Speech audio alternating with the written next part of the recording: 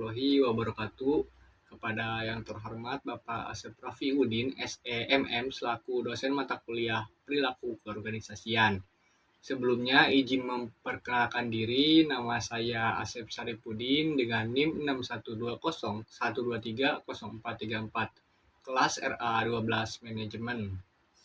Pada kesempatan video kali ini, di sini saya akan menyampaikan presentasi UAS sesuai dengan tugas yang diberikan oleh dosen saya, dengan tema yang berjudul Kepemimpinan dalam Organisasi.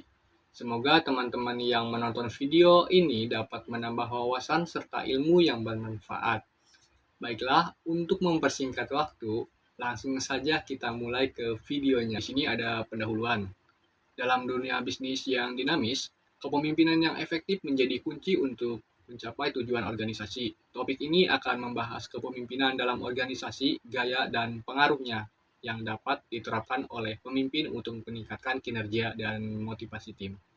Nah, teman-teman ada yang tahu nggak apa sih kepemimpinan itu? Jadi kepemimpinan itu kemampuan seseorang buat ngarahin, ngebimbing, ngajak orang lain supaya apa? Supaya bisa kerjasama demi satu tujuan yang sama.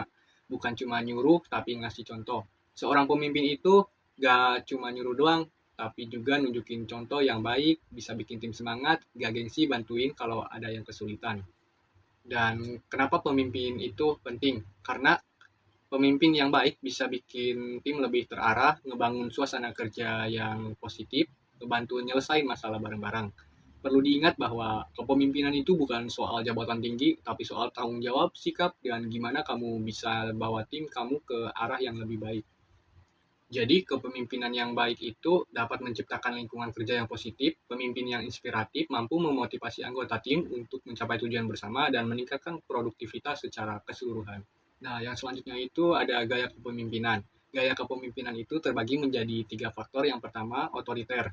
Gaya ini kayak pemimpin yang semuanya harus lewat dia, keputusan dia yang paling benar, dan anggota tim cuma disuruh nurut aja. Kemudian ada gaya kepemimpinan demokratis. Gaya kepemimpinan demokratis ini tipenya pemimpin yang ngajak diskusi dulu sebelum ambil keputusan. Dia dengerin pendapat tim, terus baru bareng-bareng mutusin mana yang terbaik. Nah, kemudian gaya kepemimpinan laissez-faire. Kalau yang ini, pemimpinnya ngasih kebebasan ke timnya buat jalan sendiri. Dia percaya sama timnya dan cuma bantu kalau diminta. Nah, yang selanjutnya itu ada visi dan misi. Apa itu visi dan misi? Visi itu ibarat gambaran besar tentang masa depan yang pengen dicapai, kayak impian atau tujuan. Sedangkan misi adalah langkah-langkah atau cara-cara yang dilakukan untuk mewujudkan visi tadi. Eh, Kenapa pemimpin harus punya visi dan misi? Karena pemimpin itu kayak navigator atau arsitek tim. Kalau dia nggak tahu tujuan akhirnya mau kemana, nggak punya visi, ya timnya bisa bingung atau jalan tanpa arah. Dan kalau nggak jelas gimana cara capainya, nggak punya misi, ya usaha tim bisa sia-sia atau muter-muter nggak jelas. Jadi intinya, visi itu tujuannya, misi itu cara nyampe ke sana. Pemimpin harus memiliki visi yang jelas dan misi yang terdefinisi, yang dimana ini tuh akan membantu anggota tim memahami arah organisasi dan mengarahkan usaha mereka untuk mencapai tujuan yang telah ditetapkan. Nah, yang selanjutnya itu ada komunikasi efektif. Apa itu komunikasi efektif? Jadi komunikasi yang efektif merupakan kunci dalam kepemimpinan. Pemimpin perlu mendengarkan dan memberikan umpan balik yang konstruktif untuk menciptakan hubungan yang kuat dengan anggota tim. Komunikasi efektif itu artinya cara ngomong dan dengerin yang nyambung, jelas, dan saling ngerti antara pemimpin dan anggota tim. Ya cuma asal ngomong aja, tapi juga harus ngerti kapan ngomong, gimana ngomongnya, dan yang paling penting mau dengerin juga. Kenapa ini penting buat pemimpin? Karena soalnya pemimpin itu harus bisa dengerin pendapat anggota tim, ngerespon dengan cara yang membangun, gak nyalahin tapi ngajak mikir bareng, terus juga ngasih arahan yang jelas biar semua ngerti harus ngapain, dan juga harus bisa mengelola konflik biar nggak makin ribet. Kalau komunikasinya berantakan, kerja juga bisa salah arah, salah paham, atau malah bikin timnya jadi saling kesel. Jadi intinya komunikasi yang enak itu bikin kerjaan lancar, hubungan makin solid, dan tim jadi saling percaya. Pemimpin yang jago komunikasi itu biasanya tim juga kompak dan nyaman kerja bareng. Nah, yang selanjutnya itu pengambilan keputusan. Pemimpin harus mampu membuat keputusan yang tepat dan cepat, menggunakan data dan analisis yang akurat dapat membantu dalam proses pengambilan keputusan yang lebih efisien dan berbasis bukti.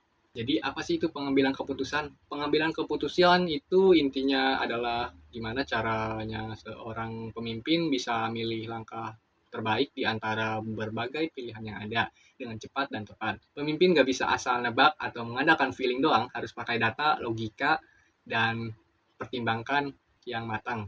Biar keputusan yang diambil itu benar-benar berdampak baik buat tim atau organisasinya. Dengan begitu, bahwa pemimpin yang hebat itu bukan yang selalu benar, tetapi yang bisa ngambil keputusan dengan bijak, cepat, dan pakai data, bukan cuma pakai feeling. Yang selanjutnya itu adaptasi terhadap perubahan. Apa maksudnya adaptasi terhadap perubahan? Adaptasi itu artinya bisa menyesuaikan diri sama situasi baru atau kondisi yang berubah-ubah. Nah, dalam dunia kerja atau organisasi, perubahan itu pasti terjadi, entah itu cara kerja, teknologi baru, aturan baru, atau bahkan tim yang gonta-ganti. Pemimpin yang baik harus sigap dan siap menghadapi semua perubahan itu dan ngajak timnya ikut siap juga. Nah, apa sih kuncinya? Maka dari itu, pemimpin harus punya sikap positif, nggak gampang panik atau ngeluh, terus juga harus proaktif, nggak nunggu disuruh, tapi nyari solusi duluan, terus bisa bantu tim biar nggak bingung atau ketinggalan saat ada perubahan. Jadi intinya, pemimpin yang hebat itu bukan yang anti perubahan, tapi yang bisa nyesuaiin diri, tetap tenang, dan bantu tim tetap jalan walau kondisinya berubah. Kemampuan untuk beradaptasi dengan perubahan merupakan keterampilan penting bagi seorang pemimpin. Mereka harus memimpin tim melalui transisi dan tantangan dengan sikap yang positif dan proaktif. Nah, kemudian yang selanjutnya mengelola konflik. Apa itu mengelola konflik? Dalam tim, konflik itu hal yang wajar. Namanya juga kerja bareng orang banyak, pasti ada aja perbedaan pendapat, salah paham, atau gesekan kecil. Yang penting bukan menghindari konflik, tapi gimana cara menyelesaikannya. Tugas pemimpin saat ada konflik, pemimpin harus bisa jadi penengah dan gak langsung nyalahin salah satu pihak. Harus dengerin semua sisi cerita, bersikap adil, gak memihak, nyarikan solusi yang bikin semua pihak merasa dihargai, jaga suasana tim tetap adem dan kompak. Kenapa sih penting? Karena kalau konflik nggak diselesaikan dengan baik, bisa bikin tim jadi nggak nyaman kerja, komunikasi mandek, tim jadi saling diam-diaman atau malah saling menjatuhkan. Tapi kalau pemimpin bisa ngatasinya dengan bijak, tim jadi makin solid dan saling percaya. Nah, jadi intinya konflik dalam tim merupakan hal yang normal. Pemimpin harus memiliki kemampuan untuk menyelesaikan konflik dengan cara yang adil dan efektif sehingga menjaga harmonis di dalam tim. Nah, yang selanjutnya itu membangun budaya organisasi. Apa itu budaya organisasi? Budaya organisasi itu kayak suasana dan kebiasaan kerja yang terbentuk di dalam suatu tim atau tempat kerja. Dan budaya ini sangat dipengaruhi oleh gaya kepemimpinan. Kalau budaya kerja di tim itu positif, maka orang-orang jadi betah dan loyal, karyawan lebih aktif dan terlibat, tim bisa lebih kompak dan produktif.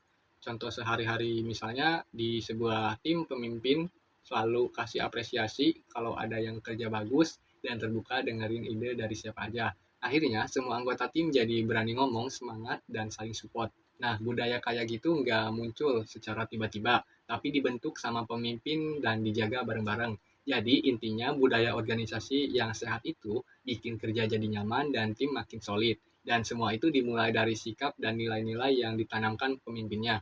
Budaya organisasi yang kuat dapat meningkatkan loyalitas dan keterlibatan karyawan. Pemimpin harus menciptakan nilai-nilai yang positif dan mendorong perilaku yang diinginkan dalam tim. Nah, yang selanjutnya itu pengembangan diri. Pemimpin yang efektif selalu mencari cara untuk mengembangkan diri mereka sendiri. Melalui pelatihan dan pengalaman, mereka dapat meningkatkan kemampuan dan keterampilan kepemimpinan mereka. Nah, yang selanjutnya itu evaluasi kinerja. Apa sih itu evaluasi kinerja? Jadi evaluasi kinerja itu ibarat kita ngecek kerjaan tim secara rutin buat lihat udah sejauh mana perkembangan mereka, mana yang udah bagus, mana yang masih perlu diperbaiki.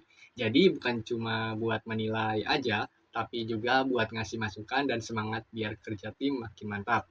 Kenapa harus dievaluasi? Karena kalau nggak pernah dievaluasi, kita nggak tahu siapa yang kerja maksimal dan siapa yang butuh bantuan. Tapi kalau dievaluasi secara rutin, pemimpin bisa tahu apa aja kekuatan tim yang bisa dikembangkan, tahu kelemahan yang perlu diperbaiki, ngasih feedback atau umpan balik yang bikin tim jadi makin bagus. Jadi intinya evaluasi itu bukan buat nyari salah, tapi buat bantu tim tumbuh dan berkembang. Dengan tahu kekuatan dan kelemahan, kita bisa ambil langkah yang lebih baik ke depannya. Melakukan evaluasi kinerja secara rutin sangat penting.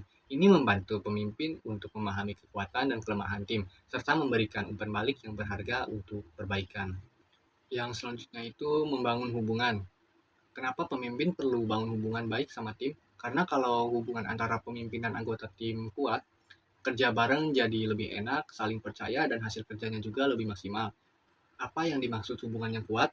Jadi hubungan yang kuat itu saling percaya, gak curiga satu sama lain, bisa ngomong terbuka kalau ada masalah, terus juga saling dukung dan bantu saat kerja.